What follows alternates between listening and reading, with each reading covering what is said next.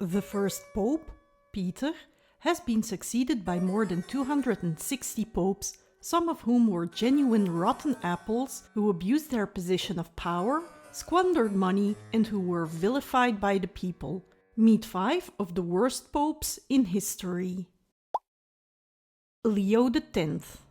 Born as Giovanni de' Medici, Leo X was a son of Lorenzo il Magnifico de' Medici. At the age of 13, he was appointed cardinal by Pope Innocent VIII. The story goes that Leo X had a venereal tumor which smelled so bad that Leo was proclaimed pope during the conclave, so the cardinals could leave the room as soon as possible. Leo X did everything to enrich himself, for example by selling offices, appointing relatives to cardinal positions in return for payment, and lived like a prince in great luxury. He had over 650 courtiers and several court jesters at his disposal, and owned a private zoo with exotic animals. Whoremongering flourished at his papal court, as did the use of games of chance, in which enormous fortunes were wagered. As a lover of the good life, he organized large parties and extravagant eating and drinking sprees. Leo X suffered from obesity and usually had to drag himself along, supported by 2 servants. He neglected the much-needed reform of church institutions.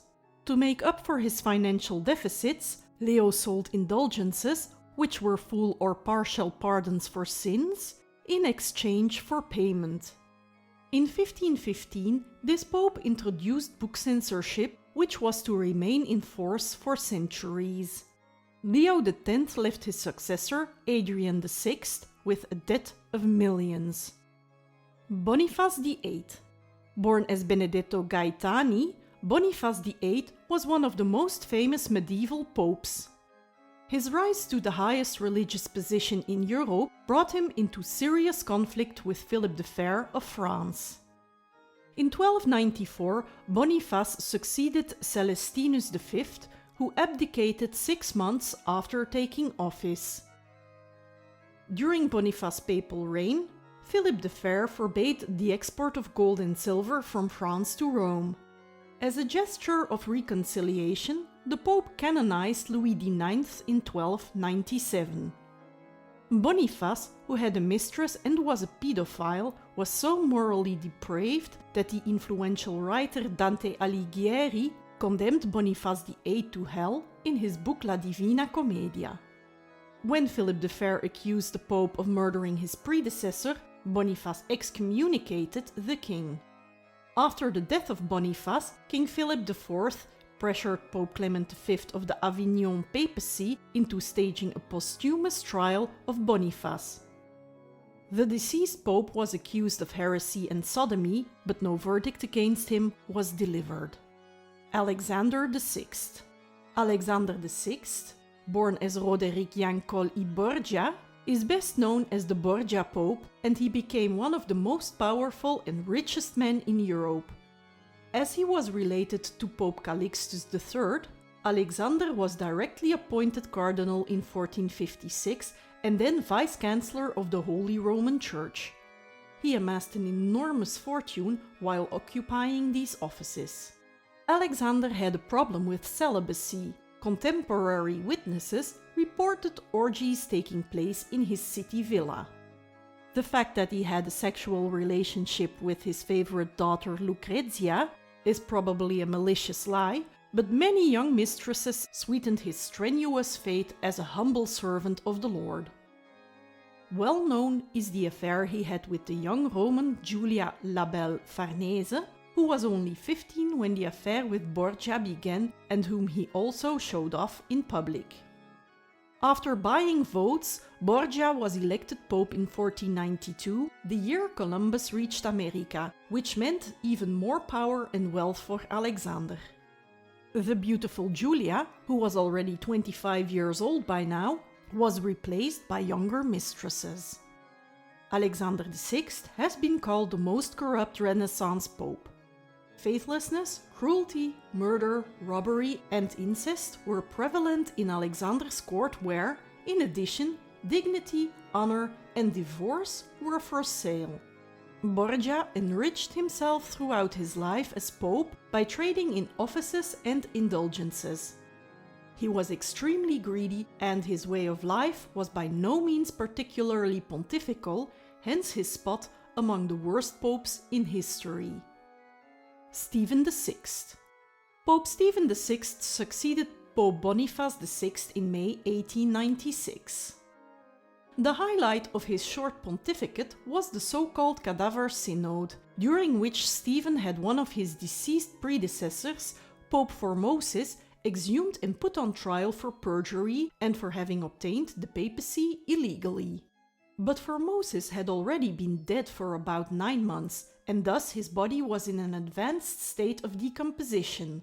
Nonetheless, Stephen VI had the decomposing body placed on a throne and subjected it to interrogation. Obviously, Formosus could not defend himself and was found guilty. After the guilty verdict, the body of Formosus was thrown into the Tiber River, except for the 2 forefingers of his right hand, which had been chopped off as punishment. Although people weren't squeamish at the time, the Cadaver Synod caused great indignation, and before long Stephen was thrown into prison and murdered in the summer of 1897. Stephen VI was succeeded in August 1897 by Pope Romanus, who was poisoned in November of that same year, just like his successor Pope Theodore II a month later. Innocent VIII. Born as Giovanni Battista Cibo, Innocent VIII is most known for starting off the European witch craze. In a turbulent Rome, he managed to get himself elected as successor of Pope Sixtus IV on August 29, 1484. Because of the bad financial situation left by Sixtus, Innocent often had to give his mitre and tiara as collateral to the Roman bankers. Like most popes, he sold offices to the highest bidder. Much of the money he received went into his building projects, such as the Vatican's Belvedere, but his participation in the Napolitan Barons' War and the weddings of his children and grandchildren also were expensive. Innocent had fathered 16 children by different women and molested his 8 daughters. Innocent ordered the destruction of the Waldensians, a religious movement which sought to follow Christ in poverty and simplicity. More than 3,000 Waldensians, including 400 children, were slaughtered. Innocent also became famous for the persecution of witches.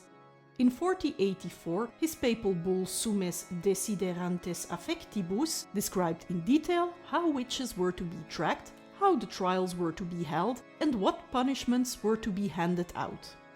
The bull was the inspiration for the Malleus Maleficarum, or the Hammer of the Witches, which appeared in 1486. The Malleus Maleficarum is considered to be the best-known manual for hunting and persecuting witches and would heavily influence the next 200 years of the European witch craze. In 1492, Innocent's health took a turn for the worse. As he lay dying, an innovative idea was devised. 3 young men were promised a ducat each if they had their blood drawn to instill in the Pope in order to keep him alive.